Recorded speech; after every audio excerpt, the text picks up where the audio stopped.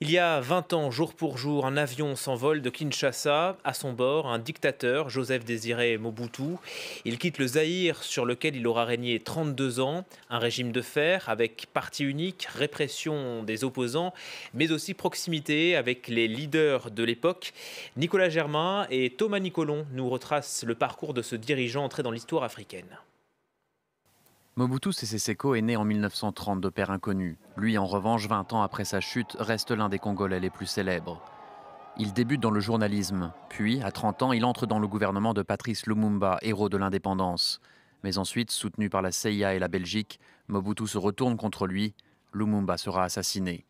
En 1965, Mobutu prend le pouvoir et le gardera pendant 32 ans. Initialement, il a une réelle popularité.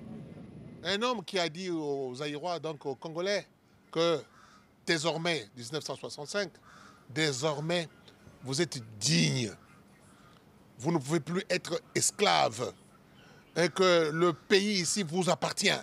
C'est notre pays. En 1974, tout le monde a les yeux rivés sur le Zaïre lorsqu'il organise le fameux match de boxe entre Mohamed Ali et George Foreman à Kinshasa. Mais très vite, son régime aura été marqué par l'autoritarisme et la corruption. Lorsqu'on l'interroge sur son compte en banque, il répond de manière désinvolte. On va jusqu'à dire que sa fortune, c'est le double de l'endettement extérieur.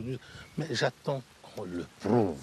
Le 16 mai 1997, il fuit Kinshasa face à l'avancée des rebelles de Laurent Désiré Kabila qui lui succédera. Mobutu s'envole pour le Maroc. Il ne vivra pas longtemps en dehors de son palais présidentiel. Mobutu Sese Seko meurt le 7 septembre 1997, 4 mois seulement après sa chute. Et pour aller plus loin, nous sommes en direct avec le réalisateur Thierry Michel. Bonjour, vous êtes en direct de Liège. Vous avez réalisé le documentaire sur Mobutu, Mobutu, roi du Zaïre. Finalement, quand on regarde la vie du personnage, c'est difficile de lui donner un qualificatif. Tout le monde s'accorde à dire qu'il fut un dictateur, mais on entend certains dire qu'il a redonné de la dignité aux Congolais. Est-ce que vous êtes d'accord ? Oui, c'est un grand personnage shakespearien.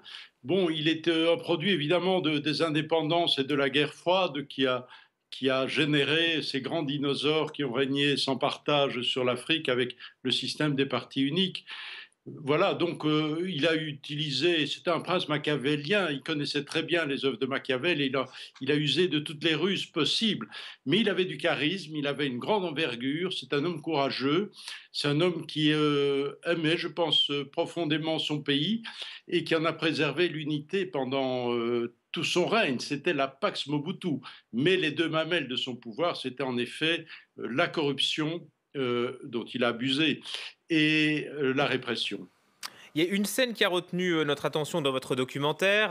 On voit Mobutu, on va le voir, devant le lancement d'une fusée qui est donc financée par le Zaïre de l'époque.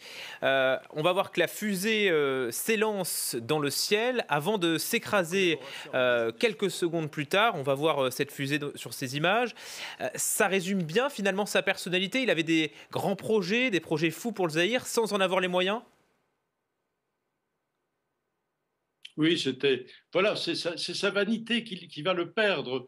Il voulait exactement que son pays rayonne, et il a rayonné d'ailleurs pendant un certain temps, mais il y a un aspect chez lui, on est à la fois dans la tragédie shakespearienne, mais un aspect de comédie permanente parce qu'on est au Congo et que finalement l'humour est toujours là, et d'autant plus que Mobutu était un parfait, on va dire, un acteur, c'était un acteur, il était journaliste lui-même, il adorait ce miroir narcissique que lui présentaient tous les journalistes du monde entier, mais il mettait en scène son peuple. C'était, voilà, il aimait les grandes fêtes, il aimait les réceptions fastueuses, et il aimait surtout qu'on l'applaudisse et qu'on loue ses louanges. Il a cultivé très fort, après son voyage en Chine, où il a rencontré Mao Tse-tung, il a cultivé très fort le culte de la personnalité, et il a repris aussi beaucoup d'aspects d'une